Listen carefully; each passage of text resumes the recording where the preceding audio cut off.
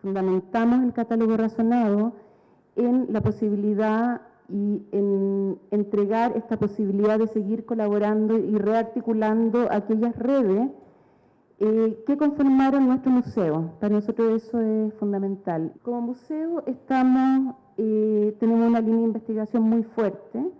Recuperamos los archivos el 2012 y abrimos el área de archivo el 2014.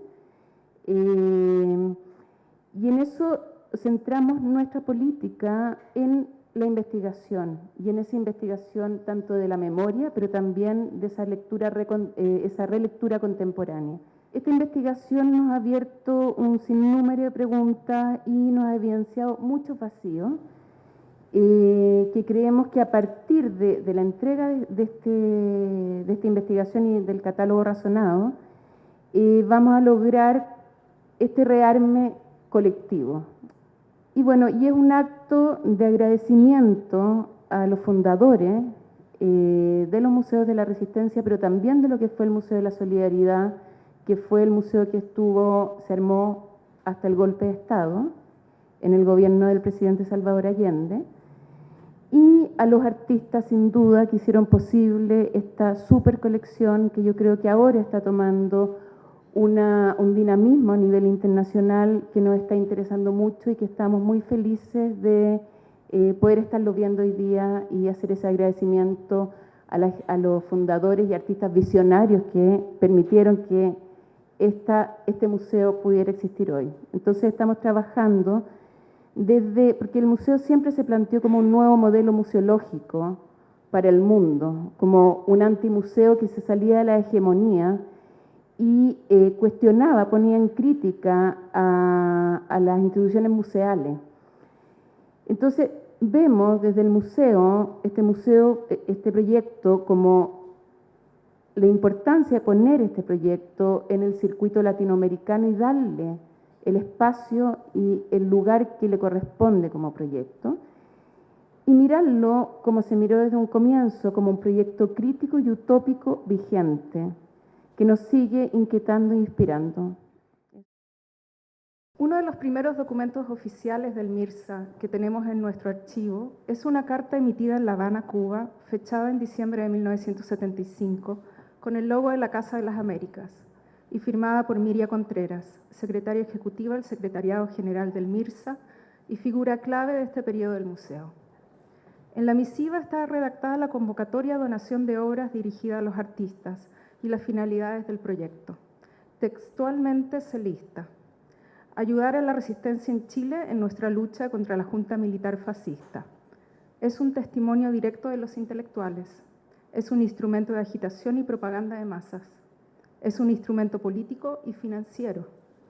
En ella se menciona la futura realización de exposiciones en cada país y de una gran muestra internacional con el fin de agradecer a los artistas y generar instancias de solidaridad popular con la resistencia chilena.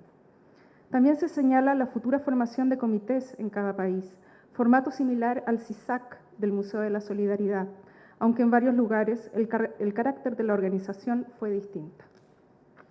El detalle de cuáles fueron las múltiples formas de funcionamiento que adoptó el MIRSA, en qué países se desplegó, quiénes conformaron las redes de colaboración que permitieron su desarrollo y crecimiento a lo largo de 15 años, a pesar de la falta de financiamiento permanente y sede propia. ¿Cuál fue el contexto histórico, político y social en el cual se insertó? Sus hitos, exposiciones, obras donadas, la incorporación y participación de los artistas chilenos en el exilio. ¿Qué artistas volvieron a donar, reiterando su solidaridad con Chile en tiempos de resistencia? ¿Quiénes se sumaron en esta nueva etapa? Los casos de venta de obras y de piezas que no llegaron, el carácter ecléctico de esta colección y la connotación política detrás de esta diversidad. Todo aquello está contenido en esta publicación que nos tomó 3 años desarrollar y concretar.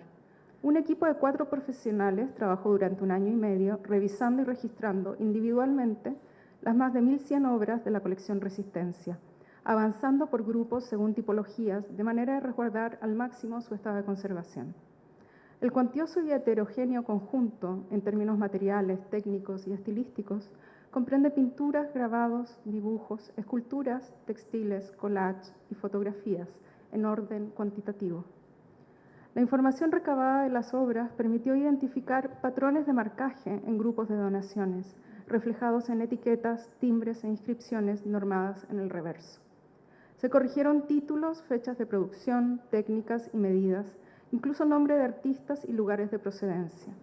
En el caso de inscripciones y etiquetas en otros idiomas y alfabetos, se tradujo al español su significado, transcribiendo al registro el original y la traducción.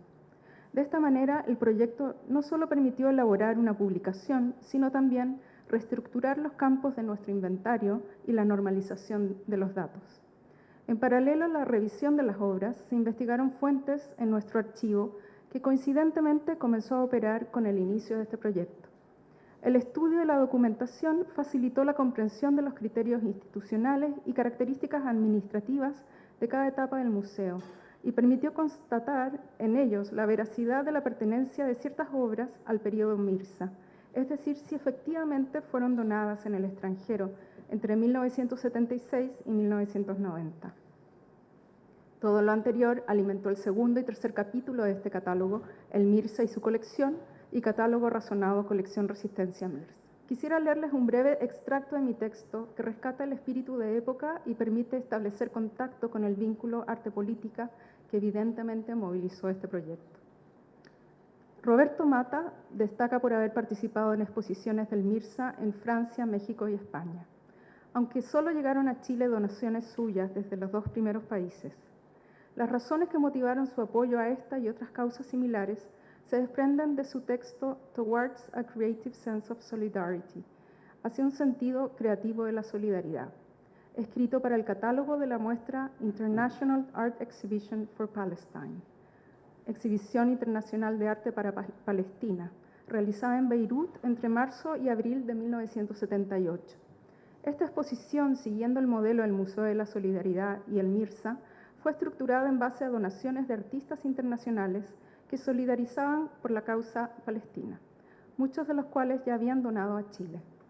Desde un planteamiento propositivo y revolucionario, Mata releva la función política y social del artista y del arte, resaltando su capacidad de dirigir la atención pública a problemáticas que de otra manera no son vistas.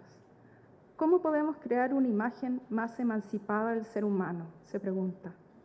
Debemos tratar de ayudar a las personas a enamorarse de la justicia, la verdad y el entendimiento, a cultivar en cada uno de nosotros un nuevo hombre, un nuevo ser que pueda vivir en medio de la diversidad humana, buscando crear en conjunto una nueva experiencia social. Finalizando esta presentación, no puedo dejar de agradecer al equipo de profesionales que trabajó y permitió la elaboración de esta publicación.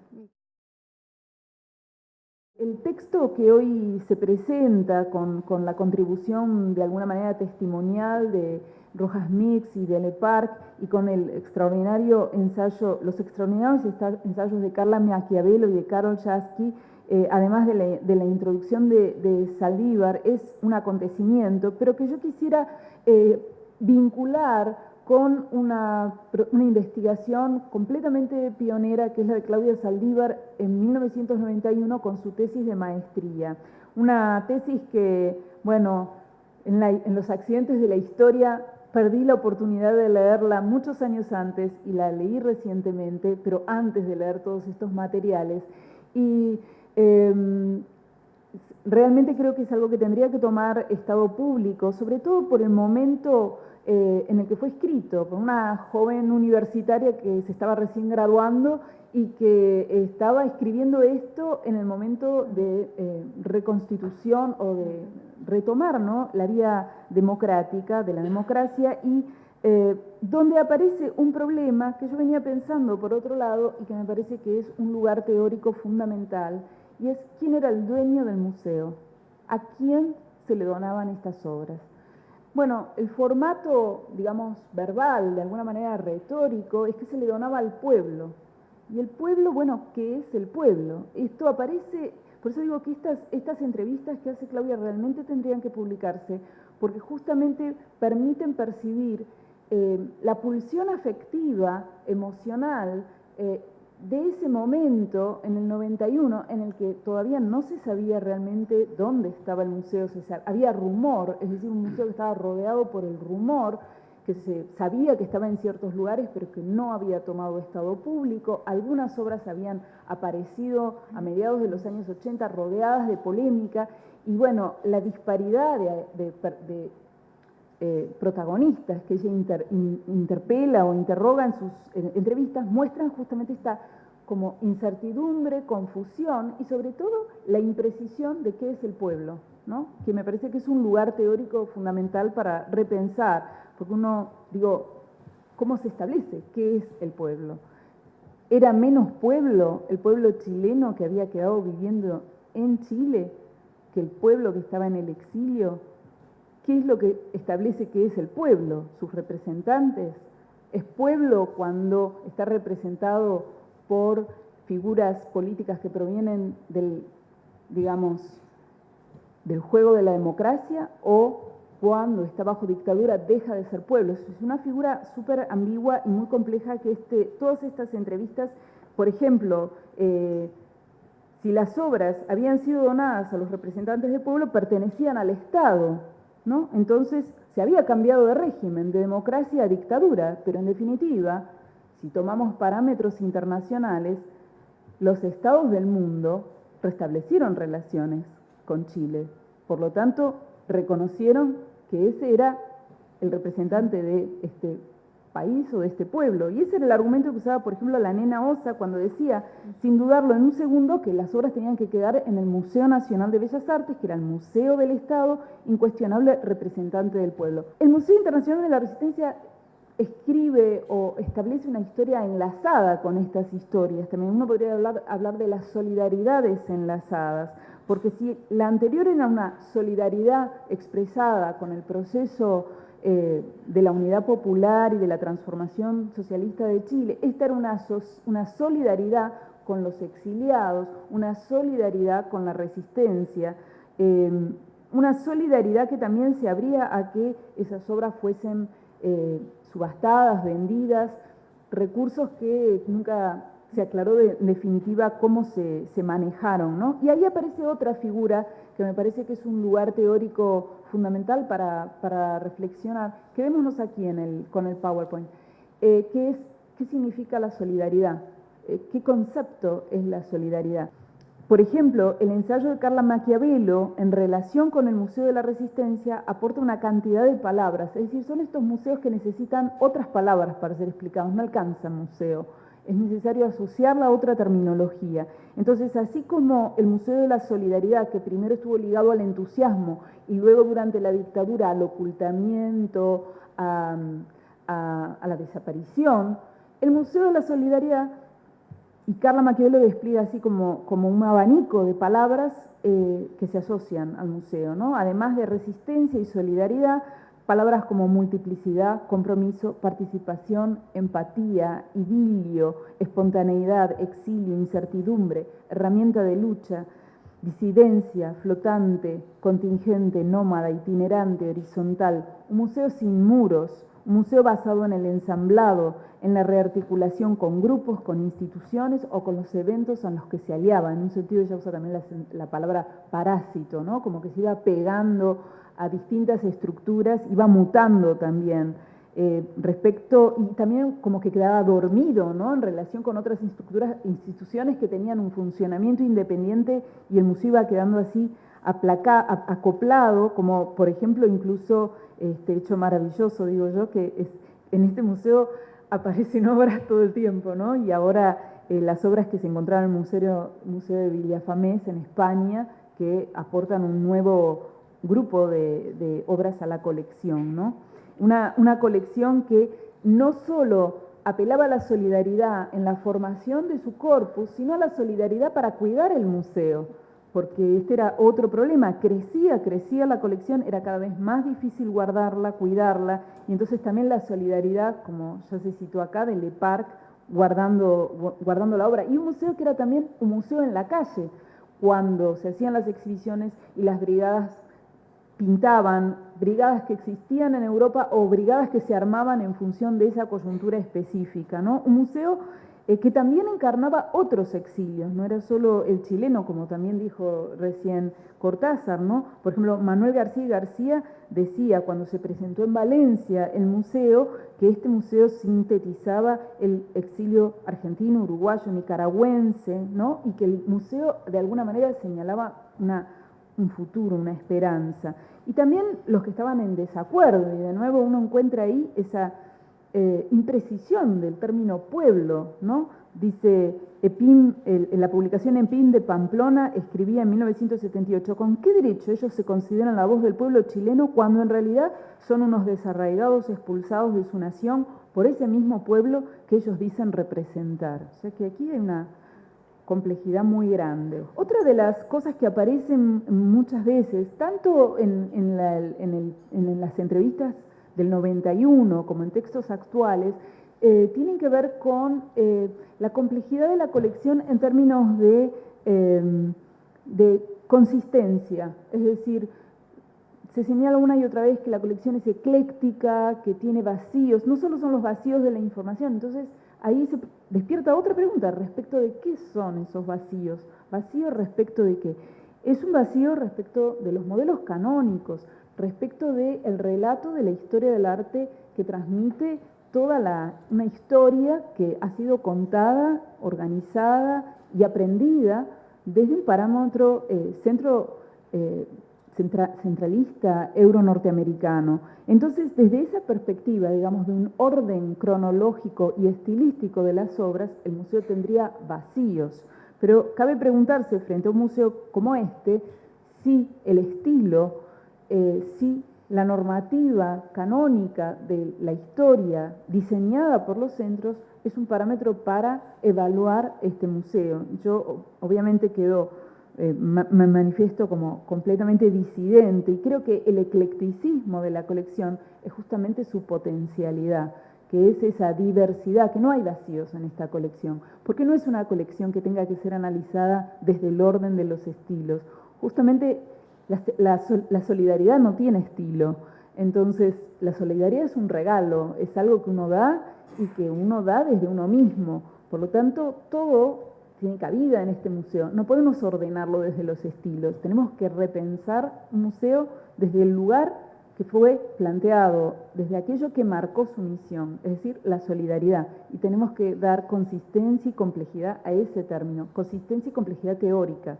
Entonces creo que este museo puede saltar completamente y que es además un lugar estratégico justamente para elaborar una perspectiva decolonial que ponga en cuestión que son los relatos normativos de la historia del arte canónica los que tienen que regular las evaluaciones de nuestros propios museos.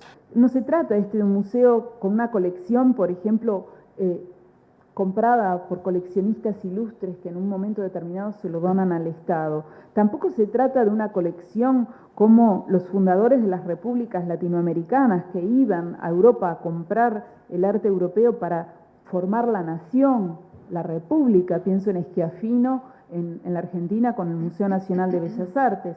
Tampoco es un museo para contar la historia de un país, como el MUAC, por ejemplo, que es un extraordinario museo, pero que está dedicado a contar la historia del arte moderno mexicano. No es nada de eso. Tampoco es el MALBA, y mucho menos es el Museo de Arte Moderno de Nueva York. Es el Museo de la Solidaridad y es el Museo de la Resistencia. Es un museo que suma poéticas, suma geografías y que constituye en su corpus un caso excepcional en toda América Latina. Ser miembro de un comité nada dice sobre el rol jugado en su cometido. Pienso que hoy se sobrevaloriza el mío en la formación de la sección sueca de este esplendoroso Museo de la Solidaridad Salvador Allende. Participamos en el comité sueco conocidos artistas, autoridades de la cultura y del Museo de Arte Moderno, los chilenos Rebeca Ruiz y, por el Comité Salvador Allende, de los exiliados de la Unidad Popular, el que habla. Poco pudimos aportar los sudamericanos en la organización, hasta nos faltaba idioma. Los suecos lo decidieron todo. pero sí fuimos informando a nuestra comunidad los avances del proyecto. Tuvimos también algunas discusiones. Los de la UP veíamos el museo como expresión solidaria y planteamos no limitar las donaciones. Los suecos se opusieron. La cantidad rebasaría la capacidad de conservar la colección durante el tiempo que permaneciera en Suecia y afectaría la calidad. Björn Springfeldt, director del Museo de Arte Moderno entonces, decía que la democracia en Chile debía recibir lo mejor del arte sueco. Le concedo que el envío es claramente representativo de la época. Felicito de todo corazón a los autores del catálogo que se presenta hoy. Es un excelente testimonio solidario y del humanismo de los creadores donantes. La memoria de Salvador Allende deviene nuevamente en incitamento para perseverar en los ideales que él nos legó. Con la paz mundial una vez amenazada, la creciente segregación social, con el fascismo y el racismo resucitados, la naturaleza atacada sin piedad, el museo puede y debe ser voz poderosa que renueve la lucha para que se imponga la paz y se abran las alamedas de la humanidad libre. El catálogo es un excelente instrumento para implementar esa tarea. En los inicios de la iniciativa en Chile, durante el gobierno popular, conversamos más de una vez con José Balmes sobre el desafío de alojar la gran colección que iba a ser el Museo de la Solidaridad. Faltaba el espacio adecuado. En el exilio en Suecia, la noticia de que continuaría como Museo de la Resistencia recibió apoyo unánime y entusiasta. Gobernaba Olof Palme. La solidaridad por Chile estaba en su apogeo y el museo era un proyecto innovador para ella y espectacular. Además, se pensaba invitar a José Balmes para pintar un mural junto a artistas locales emulando a la Brigada Ramona Parra.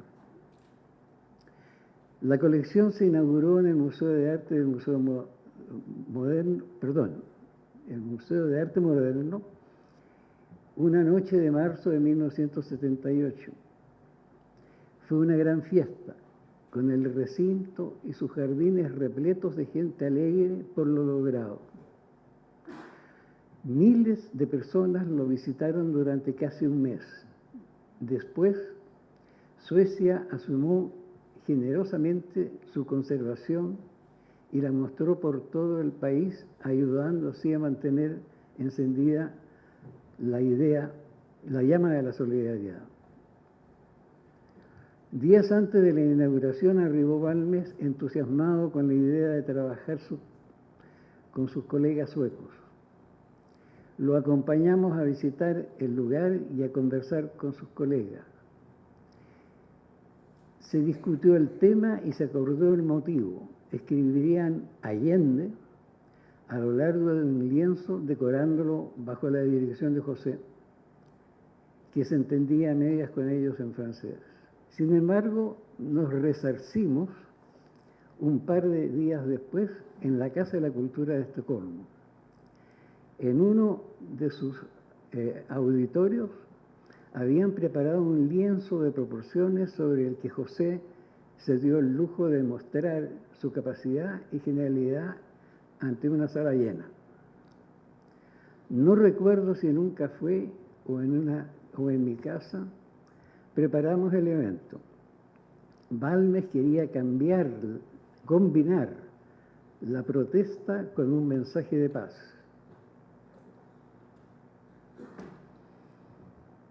y salió el bosquejo usado en la realización del mural que hoy les traigo.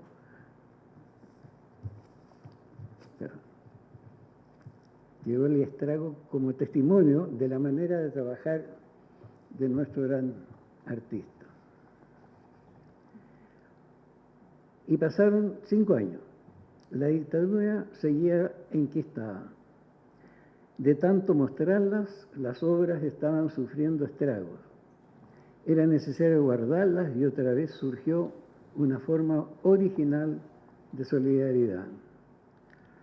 La muestra permanecería abierta y bien custodiada por una de las escuelas sindicales de los obreros suecos.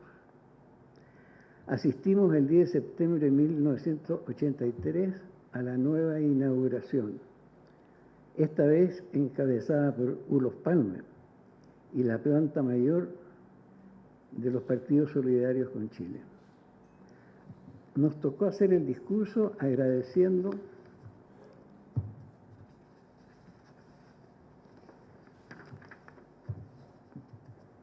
la donación de obras y el trato que se le daba a partir de ese momento. Eran los obreros suecos los que gozarían de ella hasta la llegada de la democracia a Chile, según el director, unas 16.000 almas anualmente solo entre alumnos. El acto fue otro hito del inmenso movimiento solidario recibido. La visitamos ahí varias veces hasta que en 1991, por estar de paso en Chile, nos tocó participar en su presentación en el Museo de Bellas Artes, esta vez sin hablar.